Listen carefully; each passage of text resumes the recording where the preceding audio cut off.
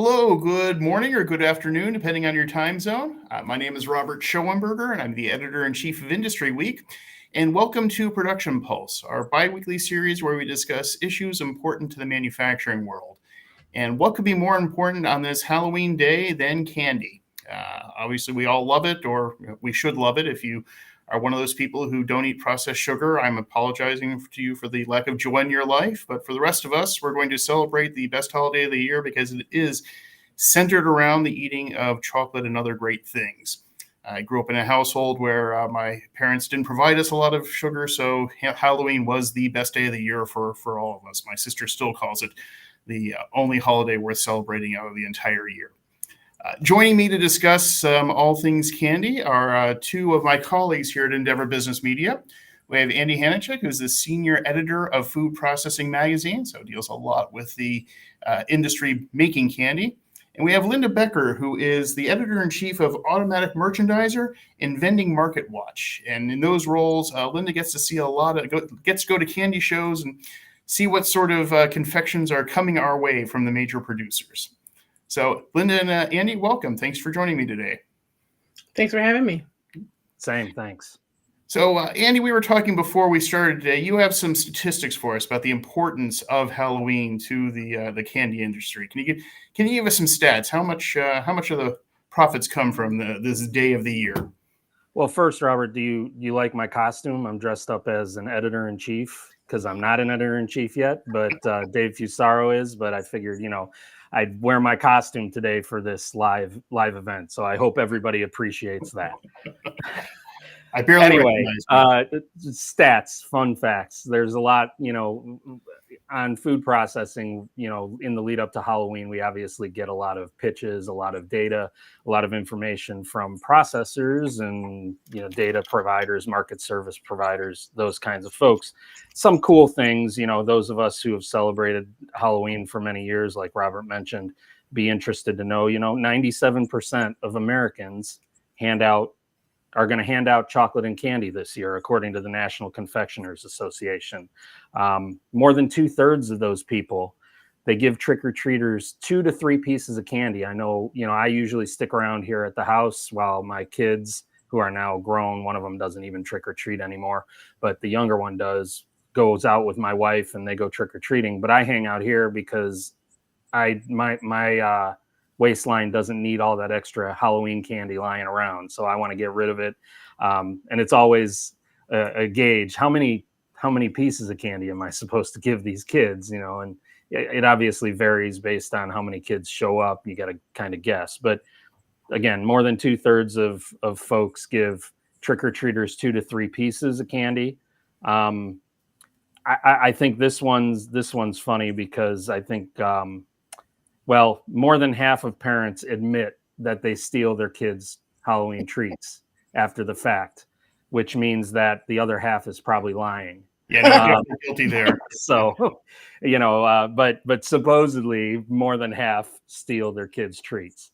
IFT, through the Mars Tricks, Treats, and Trends report, reported that fun size candy. So, you can buy full-size candy bars, fun size or mini size. They surveyed folks. Fun size is the most purchased. 75% of people purchase the fun size candies for trick-or-treating. And then a little more serious, trendy data, I guess, if you will. Euromonitor says the confectionery category should stay stable this year, but Halloween spend overall through the National Retail Federation is expected to decline year over year. So they're estimating people are cutting back on decorations and things like that, but confectionery candy spend should be pretty stable. So fun facts, good news, I guess. Overall, Halloween is not turning into a Grinchable kind of a holiday for candy lovers. And, we'll talk, I guess, more about that as we go. I guess if you're going to have to cut back on spending, costumes and decorations are fine. Just don't skimp on the chocolate. Speaking of that, on the chocolate side, we've heard a lot of reports over the past year about like rising commodities prices, especially for cocoa and things like that. Both for Linda and Andy, is that affecting what we're seeing from the candy companies? Are they downgrading the amount of chocolate, pushing, other, more sugar-based candies and less of the chocolate stuff? Or are you seeing any other sorts of trends we should be aware of? Well, I'll take that first. I mean, candy, make is really chocolate, and then all the other candies like gummies and that sort of thing, and then you have the gums and actual like chewing gums and that sort of thing. And I would say, chocolate still is king. So even though cacao is up overall in terms of its cost, and that basically means revenues are up for the companies, but sales are actually and volumes are actually down a little bit. But chocolate is king; is what people want. And so therefore 56%, that's the bit of the market is for chocolate. And then 32 goes to the confectionaries, the gummies and that sort of thing. And then the balance would become, I would say that it's interesting when you look at the trends generationally, like the boomers, the Gen X's like me, we all love our chocolate. That's the foundation of it. But what you're really seeing in the younger generations is this real trend towards unusual flavors and even occlusions. But gummies are huge with younger kids. And personally, I don't get it, but gummies are huge. And so, it would be interesting to continue to watch that and to see how that changes. But right as it stands right now, candy makers make candy that people want to buy. And they're making chocolate, even though it's more expensive. I think of the Jim Gaffigan line when he was talking about why cops like donuts, and it's why do people like chocolates? Because they know the difference between right and wrong. Chocolate's wonderful. How do you not want chocolate? My father doesn't eat chocolate, and I don't understand him for that. I mean, he's a great guy in every other way, but he doesn't like chocolate, so I just never been able to trust him 100% because of that. Yeah, one thing I would add to what Linda said is, again, we get so much data, and Euromonitor actually sent us a release talking about how private label chocolate and non-seasonal, so non-Halloween decorated chocolate, if you will, was expected to make more appearances this year as consumers still crave that chocolate. They want chocolate, but they don't want to pay the higher price for the name brand or the pumpkin shaped chocolate or whatever it is. I'll be curious to see, when Christmas rolls around too, there's always the Christmas tree type shapes, see if that holds in the next couple months. Cause I don't expect that, sugar and chocolate cocoa prices are going to suddenly fall off a cliff or anything like that and bring prices down. But that was an interesting tidbit I saw. And in terms of that. Yeah, Linda, more for you. I mean, you go, like I mentioned before, you go to these candy shows. What are you seeing on the horizon? What anything catch your attention the last few times you were in a trade show? Well, I see a lot of the things that I sort of alluded to already. You're seeing a lot of innovative products. I think you're seeing new form factors, like taking legacy products and coming out with newer versions of that. So like Tic Tac has come out with, that Tic Tac has been around forever as that little tiny mint, and now they've come out with a chewy candy. And for example, Kellanova came out with a which is not really candy, but they came out with these Pop-Tart crunch things that are kind of like a little bite-sized Pop-Tarts. Those are incredibly popular. I thought they were a little sweet, I'll be honest, but also everyone else I let them try that. Oh, these things are great. And you're seeing new flavors, like for example, Kit Kat went with a vanilla, or you'll see mashups where I saw at a recent show I saw a Reese's peanut butter cup where they were putting other different inclusions inside of it. It was like a major cup with other things in it.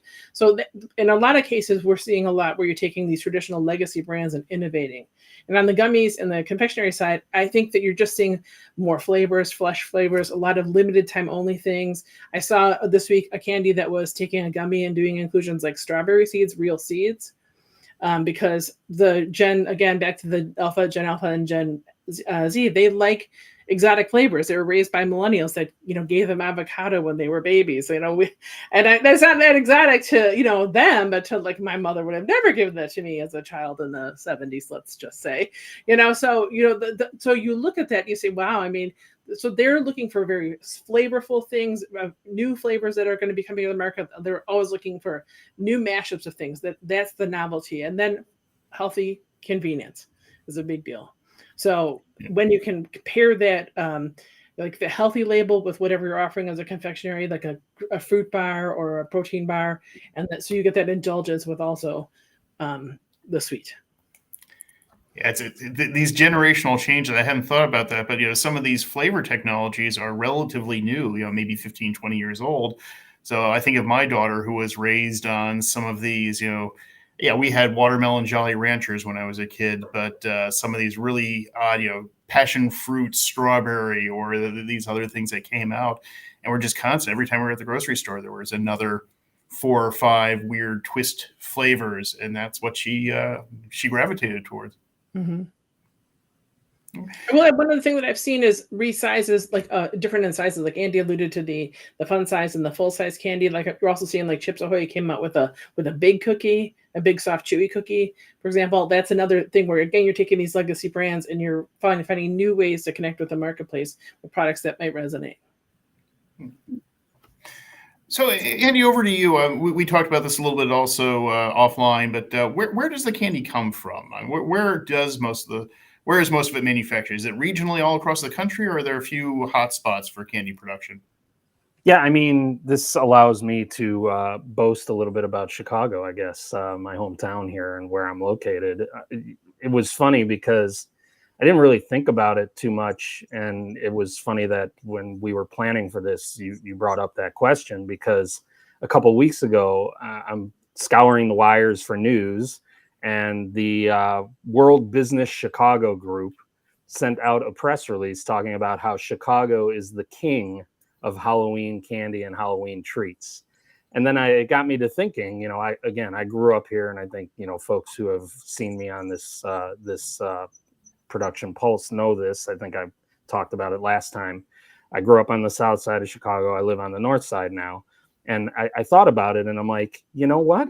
I remember growing up with a lot of candy and snack factories around. And, they listed off the current ones, and I'm going to go through the list here, but you've got Ferrara Pan Company, you've got Mondelez, Mars Wrigley, used to be just Wrigley, and it was here. I had a great uncle who worked for Wrigley, and every time we'd see him, he'd come with the juicy fruit and the spearmint and all that, and give us packs of gum.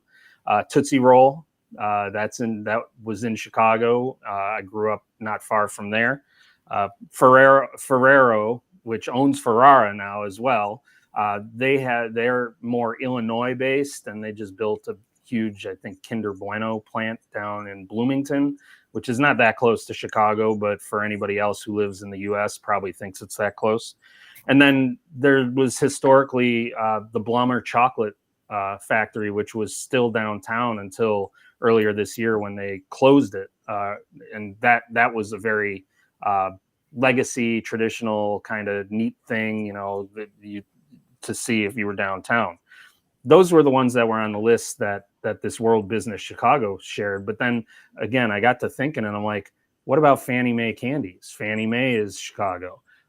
World's Finest is not, if you live in Chicago, or if you have lived in Chicago for any extent of time, had kids or had nephews, nieces, whatever, you've probably been solicited for school or sports fundraisers with the World's Finest candy bars that they sell. And that is on the south side of Chicago. That's actually very close to where I grew up. I used to go play basketball, and we would smell the chocolate. It was killer. And it's very unique kind of chocolate. It's really good. It's still down there.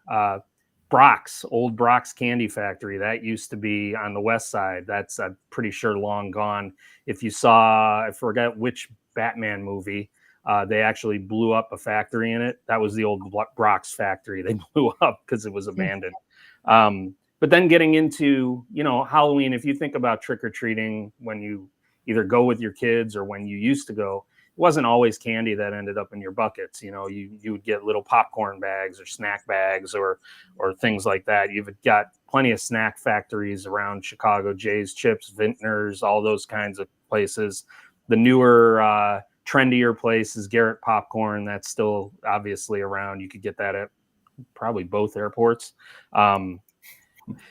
But companies are still investing. Mars just opened a big R&D hub in Goose Island earlier this year. And there are other companies that are investing in Chicagoland in terms of candy and snacks. But one of the biggest ones that I think people overlook when we talk about Halloween is candy apples, caramel apples, taffy apples. And one of the biggest ones, or one of the biggest names in that world, is Affy Tapple. And they're here. They used to be in Chicago. Now they're up in the suburbs. And it's like clockwork. Every year, at least one of the TV news programs goes and tours the facility and shows how taffy apples are made. So Chicago is definitely a hub. Once I found that out, I didn't do any other research, so I don't know if candy's made anywhere else. No, but obviously there are very regionalized candies and snacks in a lot of these cities and states. So I expect that there's quite a few, but the amount of multinational companies that still have operations here in Chicago, again, that press release kind of did its job, because it really, light bulbed me into thinking, oh, yeah, Chicago's pretty heavy on the candy and snack stuff, which might explain most of our Midwest waistlines. Yeah. Well, all three of us are in the greater Chicago area, with Linda just over the border in Wisconsin. But every time I'm driving on the tri-state, the I-294, for people who actually look at numbers, you pass by, I think it's a Ferrero facility, the Baby Ruth on one side and Butterfinger on the other, rotating around. And boy, doesn't that make me want to pull over and grab a candy bar somewhere. But So, I talked about the world's finest and smelling the chocolate. The other thing we had that I didn't really mention in the list is Nabisco was huge in Chicago, and Mondelez eventually bought it, right? Well, again, down on the southwest side of Chicago, there was a huge Nabisco factory at 71st and Kedzie, roughly, near Marquette Park. And I went to high school not far from there, maybe a mile and a half. And if the wind was blowing right and the windows were open at the high school, they made Nilla wafers at that plant. So you'd smell the Nilla wafers baking, and it was just, again, brutal. You're sitting there in, social studies class trying to make it to lunch, and you're smelling Nilla wafers. It's like, but that plant, I'm pretty sure that plant's still there. I'm not sure what they make there, but again, Nabisco and, their brands, the Oreo, the chips, the Oreo, the Nilla wafers, you used to get, small packs of those in your Halloween buckets on trick-or-treating on Halloween too. So, it goes beyond. And then the last thing I was to say, obviously, Halloween extends to other foods too. One of our fellow editors here in EBM a couple of weeks ago sent me, the trending foods on Google, Halloween foods and spooky foods. So you've got, mummy hot dogs, dirt cups, candy apples, pizza skulls, and caramel apples. So everybody's getting in on the action on Halloween. It isn't limited to candy anymore. And I will add, one place that you didn't mention, Andy, was the Haribo plant that just built just over the state line. It's in Pleasant Prairie. And that's, the German company, but this is their first U.S. production facility, and it's going gangbusters. I'm still hoping to sneak in there and get some gold bears. And Jelly Belly's up there too. Actually, they just pulled out. They just moved out. Oh, they were. Yeah, they were. For a long time. Yeah. Yeah. I've traveled to Germany a few times, and almost every time as coming in as media, they'll give you these gift bags, and they'll usually have that little bag of Haribo gummy bears. One year I was in Hanover, and I'd arrived late and jet lagged, went to sleep. But before doing so, I opened that bag of gummy bears and had one. And 4 a.m, waking up, confused in a hotel room, not sure where I was, walking toward the bathroom, and I stepped on something weird and squishy with my bare feet, and it turned out it was a gummy bear. It was I have never been so terrified to look under my foot after stepping on something. I was so relieved to see that bright green bear on the bottom of it, because at least I knew what it was at that point. So, I thought you were going to say that the gummy bear made you disillusioned in a hotel room in a city you didn't know. I was going to say that's probably the first time somebody said that about a gummy bear, and not say some other gummy. Yeah. Well, thank you both. One last question for both of you, and I'll start with you here, Linda. What is your favorite Halloween candy, or your favorite Halloween treat? I'm a cliche of my generation, so I love peanut M&Ms, which is the number one candy of Gen X people. I mean, I love all chocolate candies. There's no secret about that. But peanut M&Ms are my best because they have that healthy halo around them. There's that nut on the inside. Exactly. It's all the protein you need for a healthy diet. Exactly. Right. It's almost a salad. That's Andy? Right. I did a lot of thinking about this because it's just so hard to choose. I enjoy almost every candy there is. I don't like licorice, so licorice, get it out of here. I know that much. And I'm not a big fan of the marshmallow stuff. Like, it's that I don't really like those. But if I'm pressed to pick one candy, especially on Halloween, that I like, I don't usually buy these most of the year. Every now and then I will, but I certainly go through the bag and the bowl before we give them out. And I steal all the 100 grands right out of there, save them for myself. I've always been a big caramel chocolate guy. So, and toffee as well. Like I used to love Score bars. I ate Snickers. I ate Snickers like they were going out of business in high school. It was, so that 100 grand, if you give any to my kids on Halloween, I'm stealing all of them.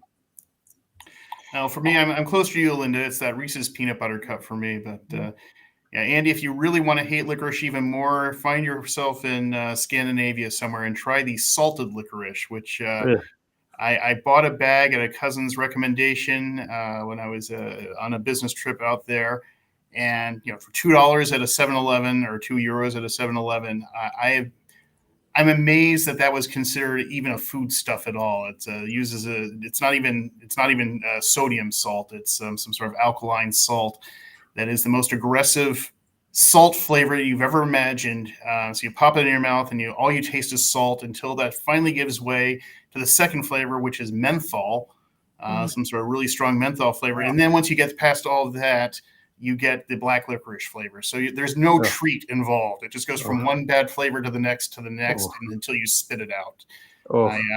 I got to work, put them on the kitchen counter and told everyone, do not try these, best eaten only as a dare. And all day people kept coming by my desk saying, I thought you were joking, but no, those are worse than I could have ever imagined a candy being. That sounds very Malorty. Yes. Sounds very much like Malort to me. It's the Malort of candy, yes. For those of you who aren't in the Chicago area, look it up. It's not something you want to experience. Oh, Linda, Andy, thanks so much for the time today. Really enjoyed our conversation. And thank all of you in the audience for joining us for Production Pulse. And have a happy Halloween, and don't eat all the candy in one night. Thanks, Robert. Thanks, Robert. Happy Halloween, everybody.